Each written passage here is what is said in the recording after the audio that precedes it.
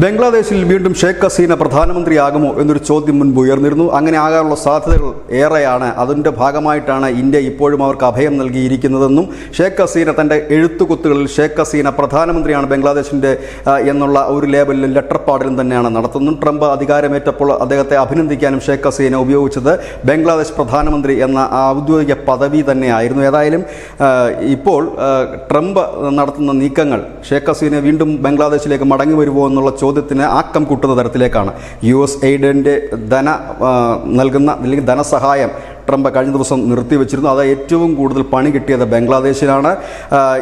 ഇതിൻ്റെ തൊട്ട് പിന്നാലെ തന്നെ അവാമി ലീഗിൻ്റെ നേതാക്കൾ പറയുന്നത് തങ്ങളോടൊപ്പം, അതായത് ബംഗ്ലാദേശിനോടൊപ്പം ഷേഖ് ഹസീനയോടൊപ്പം കൂടുതൽ ശക്തരായവർ എത്തുന്നു, അത് തങ്ങൾക്ക് പുതിയ ഊർജം പകരുന്നു എന്ന് പറയുക മാത്രമല്ല, അവരൊരു വലിയ പ്രക്ഷോഭത്തിന് ആഹ്വാനം നൽകിയിട്ടുമുണ്ട്.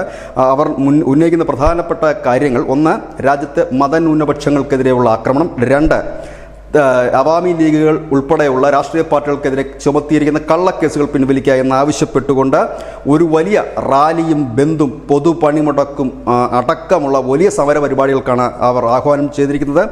ഫെബ്രുവരി 1 മുതൽ 5 വരെ ബംഗ്ലാദേശിൽ ഉടനീളം ഈ ആവശ്യങ്ങൾ ഉന്നയിച്ചുകൊണ്ട് എല്ലായിടത്തും ലഘുലേഖകൾ വിതരണം ചെയ്യും. ഫെബ്രുവരി 6 വ്യാഴാഴ്ച ഒരു വലിയ റാലിയാണ് ബംഗ്ലാദേശിൽ ഈ അവാമി ലീഗിൻ്റെ നേതൃത്വത്തിൽ വിവിധ രാഷ്ട്രീയ പാർട്ടികൾ ആഹ്വാനം ചെയ്തിരിക്കുന്നു. ഒപ്പം തന്നെ ഫെബ്രുവരി 16 പ്രതിഷേധ മാർച്ചുകൾ വിവിധ ഇടങ്ങളിൽ നടക്കും. ഫെബ്രുവരി 18 ബന്ദ് ആഹ്വാനം നൽകിയിരിക്കുന്നത്. ഫെബ്രുവരി 18 രാവിലെ മുതൽ വൈകിട്ട് 6 മണി വരെയാണ് ബന്ദ് ആഹ്വാനം നൽകിയിരിക്കുന്നത്. ഒപ്പം തന്നെ ഈ അവാമി ലീഗിൻ്റെ നേതാക്കൾ പറയുന്നൊരു കാര്യം: ഈ പ്രക്ഷോഭത്തെ അടിച്ചമർത്താൻ ശ്രമിച്ചാൽ അതിന് വലിയ വില നൽകേണ്ടി വരും.